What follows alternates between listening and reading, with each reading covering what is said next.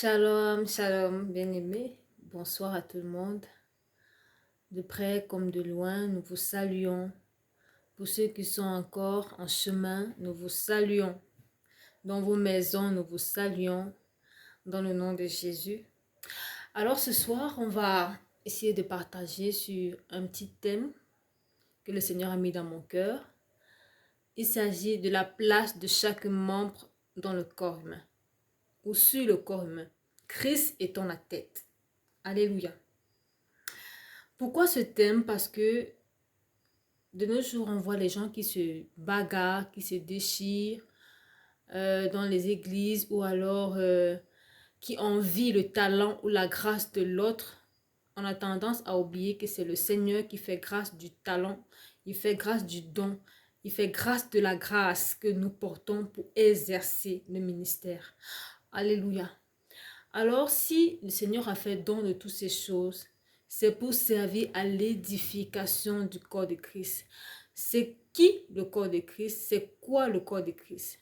C'est moi le corps de Christ. C'est toi le corps de Christ. C'est nous qui formons le corps de Christ. Ce n'est pas parce que tu es rempli, tu prophétises, tu prêches la parole, tu enseignes la parole que tu n'es pas le corps de Christ. Le corps de Christ, c'est tout ça. Ce sont les enseignants de la parole, les docteurs, les évangélistes et même les âmes qu'on va gagner. Tout ça, c'est le corps de Christ. Alléluia.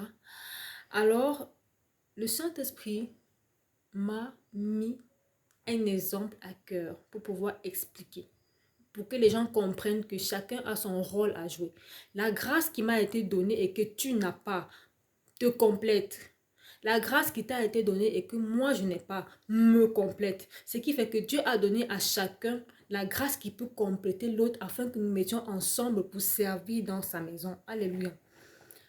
La Bible déclare que dans le livre de Genèse, au commencement, Dieu créa les cieux et la terre. Genèse chapitre 1, verset 1. Au commencement, Dieu créa les cieux et la terre. Au verset 3, il a dit que la lumière soit et la lumière fut. Alléluia. Ici, il y a le rôle du Père et le rôle du Saint-Esprit. Je m'explique. C'est le Père qui a dit que la lumière soit. C'est le Père qui a créé les cieux et la terre. On n'a pas dit que c'est le Fils qui a créé les cieux et la terre. Le Père a créé les cieux et la terre.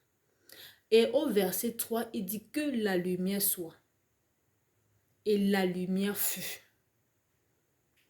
Nous savons très bien que quand il dit la lumière soit et la lumière fut, c'est dit que le Saint-Esprit a mis en exécution la parole du Seigneur qui a ordonné à ce que la lumière soit. Le Saint-Esprit a mis en exécution sa parole. Là, le Père a déclaré et le Saint-Esprit a exécuté. Donc, le Père n'a pas besoin de discuter la place avec le Saint-Esprit. Le Saint-Esprit connaît sa place. Il sait que quand le Père ordonne, il a pour mission d'exécuter. Alléluia. Eh bien, dans le livre de Philippiens, chapitre 2, verset 6, la Bible dit que Jésus, l'agneau, Jésus qu'on appelle l'agneau, le Seigneur Jésus, n'a pas regardé son égalité au Père. Mais il s'est dépouillé, il s'est donné en sacrifice. La Bible ne dit pas que c'est le Père qui s'est donné en sacrifice. Alléluia. Parce que quelque part dans la Bible, il est dit que le Père a demandé qui enverrai-je sur la terre? Qui enverrai-je ici-bas? Pour qu'il s'humilie et se sacrifie, pour qu'il aille accomplir l'œuvre salutaire des âmes. Et c'est l'agneau qui s'est prononcé pour dire Père, me voici, envoie-moi. La Bible ne dit pas que c'est le Père qui est venu. Pourtant, le Père et le Fils font un. Mais la Bible explique très bien que le Père cherchait qui envoyer. Et le Fils a dit, me voici, envoie-moi. Donc le Fils a son rôle, le Père a son rôle. Alléluia. Il faut qu'on discerne ça très bien dans le corps de Christ. Parce qu'il y a des petites jalousies à l'église là. Hein? Quand l'autre a le don peut-être de discernement, il est peut-être envié par celui qui a le don de je ne sais pas quoi. Les gens, il y a les petites jalousies, les convoitises là. Bien-aimé, reste dans ton couloir. Fais ce dont tu es appelé à faire avec le don et la grâce que tu as reçu. Tu seras en train de, comment on dit ça, de compléter, tu seras en train de faire ta part dans le corps de Christ, dans l'édification du corps de Christ. Amen.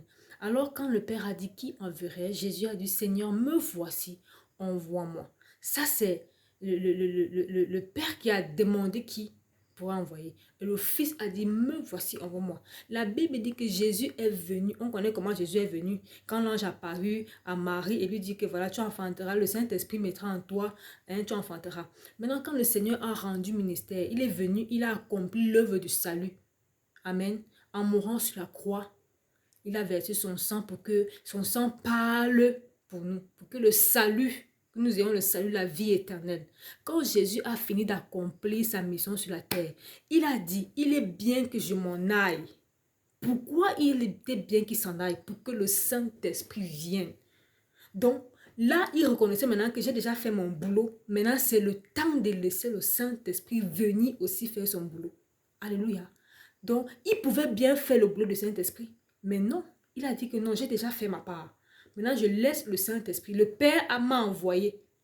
Le Père aurait pu venir lui-même. Mais non, il est resté là-bas. Il m'a envoyé. Je viens faire ma part. Je quitte et le Saint-Esprit vient faire sa part.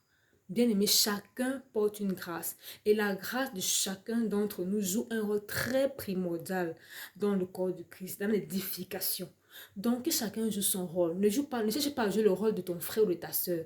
Fais ce que tu es appelé à faire avec ce que tu as reçu du Seigneur. Le Saint-Esprit est venu jouer son rôle.